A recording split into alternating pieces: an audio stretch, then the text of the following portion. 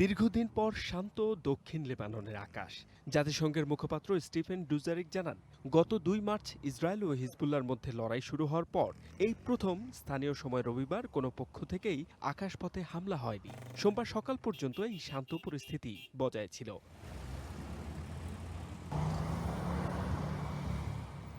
তবে আকাশ শান্ত থাকলেও স্থলে এখনও চলমান রয়েছে ইসরায়েলি সেনাদের তৎপরতা। এর মধ্যে উত্তপ্ত মধ্যপ্রাচ্য পরিস্থিতিতে নিজেদের কঠোর অবস্থানের কথা জানায় ইসরায়েল। নির্মাণে নাম্বার 1 শাহ সিমেন্ট।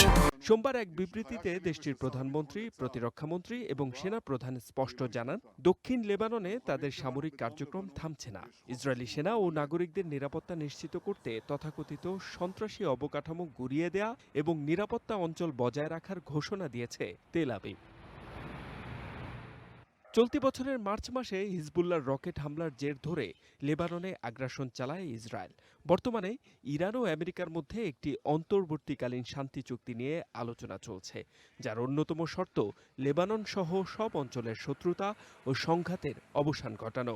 তবে ওয়াশিংটনের এই শান্তি প্রচেষ্টার মাঝেই ইসরায়েলের এমন হুঁশিয়ারি পুরো প্রক্রিয়াকে কতটা সফল হতে দেবে, এখন সেটাই বড় প্রশ্ন। এদিকে আমেরিকার ওয়াশিংটনে মঙ্গলবার থেকে শুরু হচ্ছে লেবানন ও ইসরায়েলের মধ্যকার নতুন দফার বৈঠক। ইরান ও আমেরিকার মধ্যকার চুক্তির আবহে এই আলোচনা শুরু হলেও সরাসরি বৈঠকের মাধ্যমে যুদ্ধ থামানোর উপর জোর দিচ্ছে Lebanon. H M Ataullah, one international desk.